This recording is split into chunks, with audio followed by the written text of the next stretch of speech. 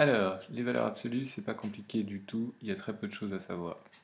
La toute première, c'est la définition. La valeur absolue d'un truc, c'est ce truc si ce truc est positif, mais c'est l'opposé de ce truc si ce truc est négatif, de telle sorte à ce que ce soit toujours positif. La valeur absolue de 3, ça vaut 3 parce que 3 est positif, mais la valeur absolue de moins 3, ça vaudra encore 3. Littéralement, c'est l'opposé du truc qui est à l'intérieur et qui est négatif. Donc moins 3, ça fera plus 3. Un peu plus intéressant, si on fait la valeur absolue de pi, pardon, si on fait la valeur absolue de pi moins 2, vu que ce qui est à l'intérieur c'est positif, pi ça vaut 3,14, 3,14 moins 2 ça fait un nombre positif, donc ça vaudra pi moins 2 lui-même.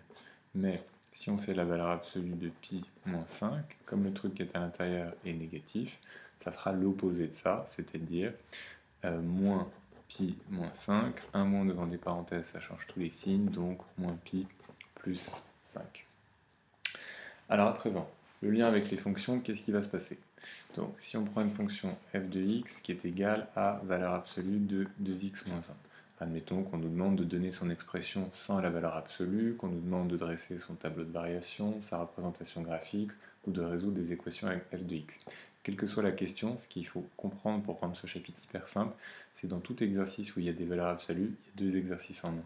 C'est-à-dire que la fonction f de x égale valeur absolue de 2x moins 1, elle a deux expressions. Si on résout pour tout x appartenant à R, 2x moins 1 supérieur égal à 0, c'est-à-dire qu'on se demande sur quel intervalle est-ce que ce qui est à l'intérieur sera positif, ça nous fait 2x supérieur égal à 1, et finalement x supérieur égal à 1 demi, on a divisé par 2 qui est un nombre positif, ça ne change pas le sens de l'inégalité. Ça signifie quoi? Ça signifie que si on faisait le tableau de signes x moins l'infini plus l'infini, ici je mets 1 demi et là on a 2x moins 1, on aurait donc 2x moins 1 qui est positif lorsque x est plus grand que 1 demi. Donc c'est positif avant, négatif après.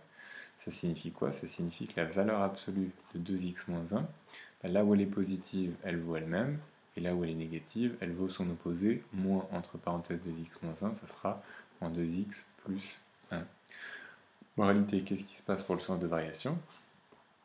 On a la fonction x, on a x, le domaine de définition moins l'infini plus l'infini, la fonction f, puisque sur l'intervalle moins l'infini 1 demi, son expression c'est moins 2x plus 1, c'est-à-dire que c'est une fonction affine dont le coefficient directeur moins 2 est négatif, la fonction sera décroissante, et sur l'intervalle 1 demi plus l'infini, la fonction f de x est égale à 2x moins 1, qui est une fonction affine positive, à coefficient directeur positif, qui est donc croissante. On pourrait calculer f de 1 demi, et f de 1 demi, on l'a vu ici, en fait, tout simplement, ça vaut 0. Donc décroissant croissant. Si à présent on s'intéresse à la représentation graphique, on va voir quelque chose comme ça. On a ici 0, 1, 0, 1, 0, 1. Ici on a le nombre 1 demi. Et on est décroissant jusqu'à 1 demi. Comme on sait que c'est une fonction affine, il suffit de faire un petit tableau de valeurs avec ici les valeurs x, f de x. On sait qu'au centre on a 1 demi dont l'image est 0. On va prendre un nombre avant 1 demi, par exemple 0. Si on calcule l'image de 0, c'est là. Moins 2 fois 0 plus 1, ça fera 1. Ça passe donc par le point de coordonnées 0, 1. Si ici on prend un nombre qui est après, 1. 2 fois 1 moins 1, ça fait 2 moins 1, c'est-à-dire 1. Donc ici, on a 1, 1. On place ces points. 0, 1, il est ici. 1, 1, il est là. Et on sait que ça fait deux équations de droite. Donc ici on a une première droite, représentation graphique, et ensuite une deuxième morceau de droite qui va être comme ça. Et ce truc là, ça nous donne la courbe représentative de la fonction. Sur mon l'infini plus l'infini, on s'aperçoit qu'en réalité celle-ci, elle continuerait par là, et qu'on peut déduire les variations d'une fonction en prenant sa valeur absolue, en se disant sur la partie où c'est positif, on est au-dessus de l'axe des abscisses, mais dès qu'on devient négatif, on fait une symétrie centrale par rapport à l'axe des abscisses et on obtient la partie qui est au-dessus ici. Autre question qu'on peut nous poser toute bête, c'est résoudre par exemple pour tout x appartenant à R, la valeur absolue de 3x moins 1 est égale à moins 5x plus 3. Qu'est-ce qu'on va faire pour ça? D'abord tout simplement que là-dedans il y a plusieurs exercices, c'est-à-dire d'abord pour tout x appartenant à R, 3x moins 1, savoir quand est-ce que c'est positif, ça revient à x plus grand que 1 tiers. Ensuite, moins 5x plus 3, savoir quand est-ce que c'est positif, ça revient moins 5x plus grand que moins 3, c'est-à-dire x inférieur, parce qu'on divise par un nombre négatif à 3 cinquièmes. On fait comme tout à l'heure le tableau des valeurs absolues. Ici, on a la valeur absolue de 3x moins 1, on va avoir en dessous la valeur absolue de moins 5x plus 3, et on sait que les valeurs qui annulent sont ici 1 tiers, puis 3 cinquièmes. 1 tiers, ça s'annule ici. Avant, c'est négatif, donc on a l'opposé, moins 3x plus 1. Après, c'est la valeur elle-même. 3x moins 1 est positif lorsque x est plus grand que 1 tiers. Et quand on a la valeur absolue d'un nombre positif, ça fait ce nombre lui-même, 3x moins 1. Ici, c'est en 3 cinquièmes que ça s'annule. Moins 5x plus 3 est positif lorsque x est plus petit que 3 cinquièmes. Donc toute la partie qui est à gauche, on a la valeur absolue d'un nombre qui est positif. Donc on recopie, moins 5x plus 3, moins 5x plus 3. Et après, on a son opposé, c'est-à-dire 5x moins 3. En réalité, on a trois petites inéquations à résoudre. Sur l'intervalle moins l'infini 1 tiers, résoudre l'équation 3x moins 1 est égal à la valeur absolue de moins 5x plus 3 revient à, sur ce domaine, valeur absolue de 3x moins 1, on a vu que c'est moins 3x plus 1 qui est ici. Sur ce domaine, moins 5x plus 3, c'est moins 5x plus 3. Ça va donc nous donner, si on fait tout passer à gauche, 2x est égal à 3 moins 1, 2. X est égal à 2 divisé par 2 qui fait 1, mais qui malheureusement n'appartient pas au domaine qui est ici, c'est-à-dire moins l'infini 1 tiers. Donc contrairement aux apparences, le premier domaine solution, ce sera tout simplement l'ensemble vide. Il n'y a pas de solution dans moins l'infini 1 tiers. C'est très important de vérifier que la solution qu'on trouve est bien dans le domaine. Ensuite, sur l'intervalle 1 tiers 3 cinquièmes, sur 1 tiers 3 cinquièmes, on va donc avoir 3x moins 1 est égal à moins 5x plus 3. Donc notre équation valeur absolue de 3x moins 1 est égale à valeur absolue de moins 5x plus 3.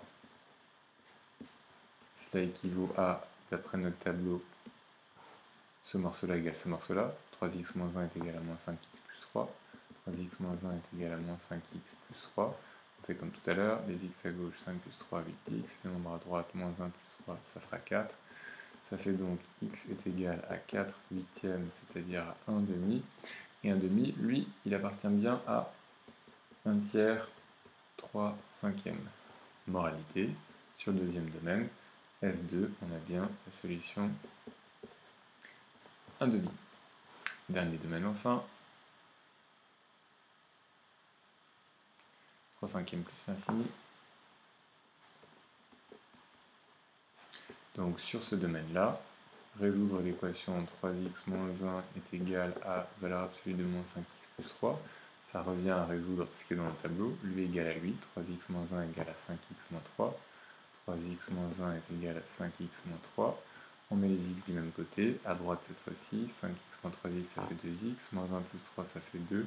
Ça fait encore x est égal à 2 sur 2 c'est égal à 1. C'est-à-dire 1 qui cette fois-ci appartient bien à 3 cinquièmes plus l'infini. La solution S3, ce sera donc la valeur 1. Et ce qu'il faut retenir, je vais écrire la conclusion finale ici, c'est que la solution finale, ce sera tout simplement S1, non pas intersection, mais au contraire union S2, union S3. Donc pour être solution, ou bien il faut appartenir à S1, c'est-à-dire il n'y a aucune solution, ou bien il faut appartenir à S2, c'est-à-dire 1 demi, donc ça c'était une première possibilité, ou bien il fallait obtenir à S3, c'est-à-dire 1. Voilà, les solutions de ces équations sont 1 demi et 1. Donc je récapitule, quand vous avez une valeur absolue, une fonction, on commence par faire le signe de ce qu'il y a à l'intérieur. Selon si c'est négatif ou positif, la valeur absolue est égale à elle-même ou est égale à son opposé. Avec ça, on peut avoir par exemple le tableau de variation d'une fonction. La fonction représentée par une valeur absolue est toujours positive.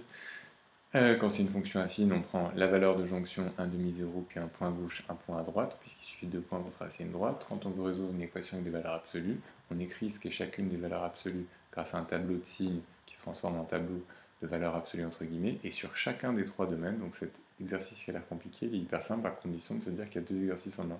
Lui, c'est deux expressions, lui, c'est deux expressions. Quand on mélange ensemble, ça fait cette équation à résoudre sur moins l'infini 1 tiers, ça égale ça sur 1 tiers 3 cinquièmes, Et ça égale ça sur 3 cinquièmes plus l'infini. C'est très important de voir que si on trouve des solutions, il faut vérifier qu'elles appartiennent au domaine pour qu'elles le soient effectivement.